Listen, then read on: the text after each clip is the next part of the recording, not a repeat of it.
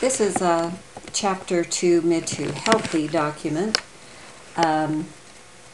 This tells us to apply this heading 1 and body text styles throughout the document. And you can use heading 1 for any of the lines that are short, followed by a paragraph mark. So that you can use this heading 1 style, or while you're on one that you have already formatted, double-click the Format Painter, and your paintbrush, your insertion point becomes a paintbrush. The hard thing about this, you can undo if you did the wrong one. Kind of the hard thing about this is to know which lines they want you to do. I think I must have lost the Format Painter, so as long as I'm on a line, double click. So just try to take any line that's short that has a paragraph mark behind it, so that you don't have to sit and watch me do all of this. I'll pause this for a minute. So I have formatted all of the short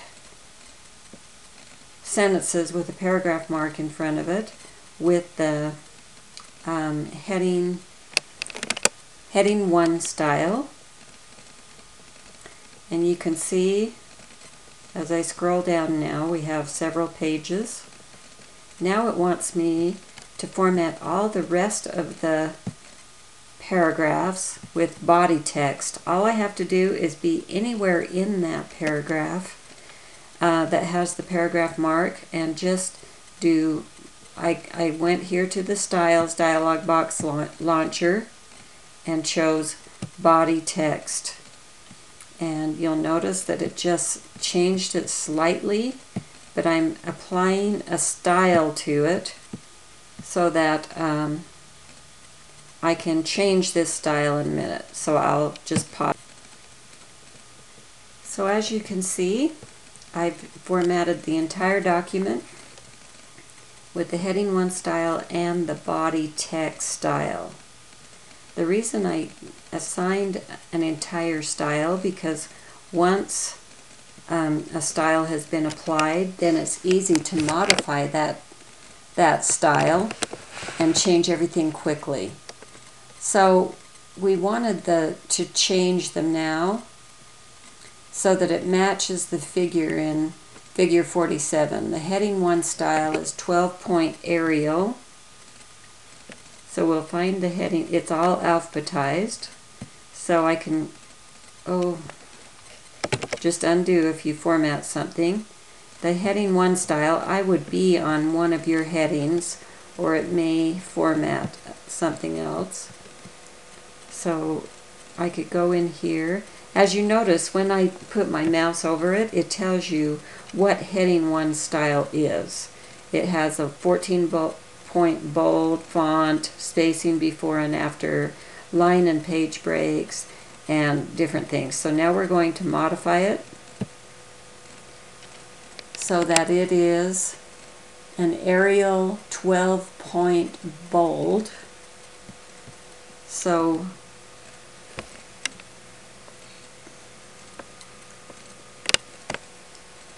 it is Arial 12-point bold, and it wants a blue top border. So you can't see borders here, so we have to go down here into Format. Borders would be in the border area, and we want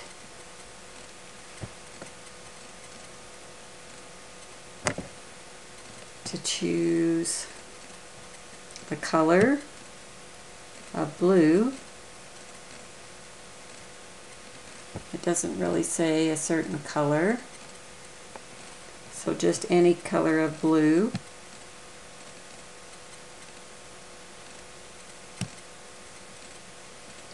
So first you choose the it looks like the line is fairly small, so we'll just use that same border and tell it to be blue. And then we can put in a top border right there and apply it to the paragraph. So we do OK and OK. So notice all of the lines went in above every paragraph that mark that we did. Pretty cool. You need to be impressed with that. All right, now let's do the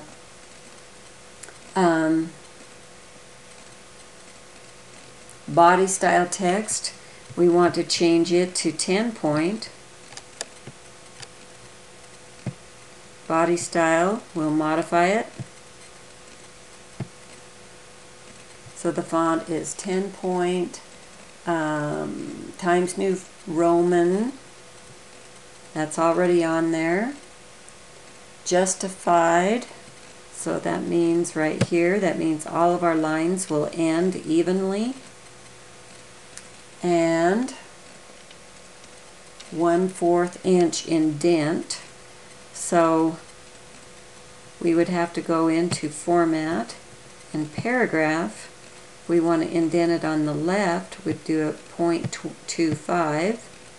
I have to type in 0.25, which would be 1/4 of an inch, and 12 points of spacing after. So a bigger space after the line, then OK.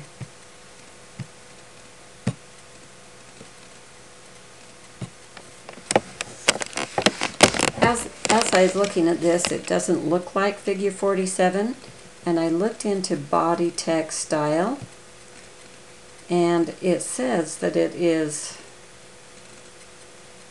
indentation of 0.25, which is right, spacing, line spacing double.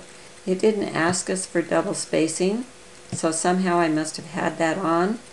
So if I go here into the paragraph dialog box, see how my line spacing is on double, and it really shouldn't be on double, but it's easy to fix. And now you do OK. Notice too that I've lost the heading 1 style on this. It's easy to go in and just choose my heading 1 style here and fix that.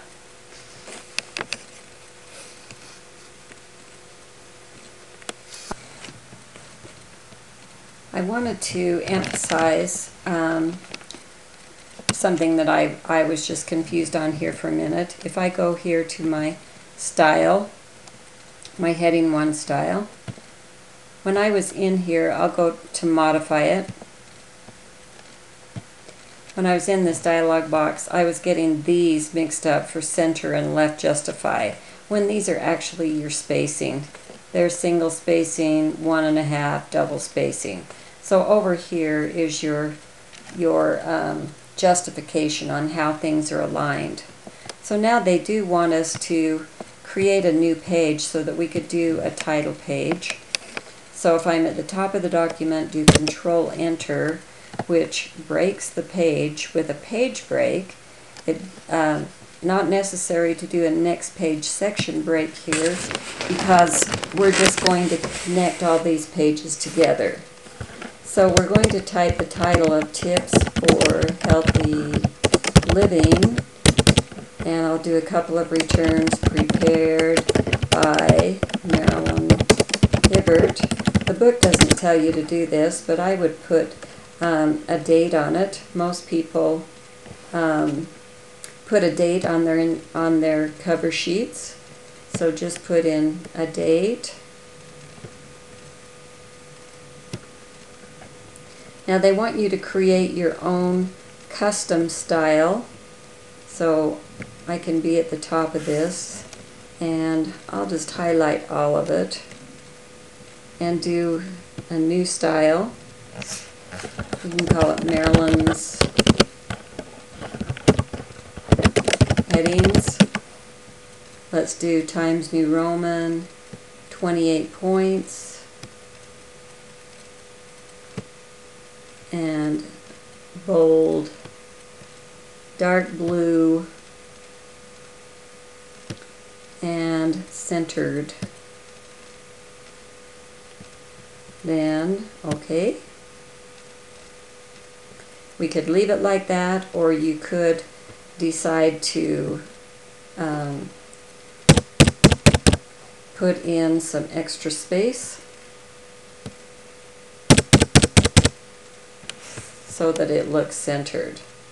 To really take care of centering it totally vertically and horizontally, you just go to Page Layout, Page Setup, and go to Layout and tell it to center it vertically, and then you have it totally. Oh, you don't want to do that though, because you have a page break, so I won't have you do that. A page break means that if you did that, centering it totally vertically and horizontally, it would do that to every page, so all your pages would be centered. So you can't do that unless you had a next page section break. We'll leave this like that, and they want us to create a footer at the bottom of the page, but you don't want a footer on your title page. So if we go in here to the second page, create a footer at the document consisting of the title for Tips for Healthy Living and a page number. If you look at the sample, we do Tips for Healthy Living. While you're in a footer, can you see that you have some preset tabs there? If I wanted this tab to line up with the rest of my margins, just slide it over on the ruler. If you can't see a ruler, you could go to View and put a check mark by ruler.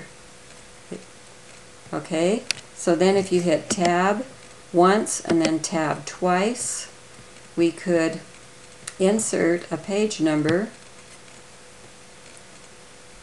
and so that it will stay on this same line as my footer, put in at the current position. Just choose current. We can just choose plain number 1. It goes in as number 2 because it's counting our page number, or our title page.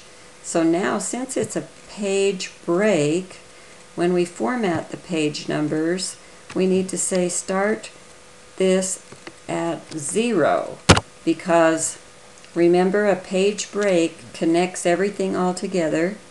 So the title page would actually be counted as 0, and then this page would be counted as 1.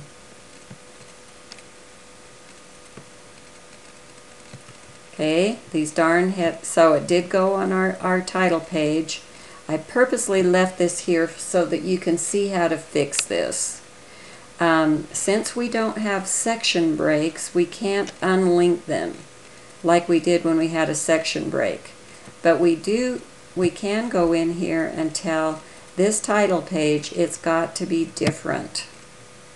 So if you just put a check mark on different first page, that takes the footer off, and then you can tell that page 1, page 2, page 3.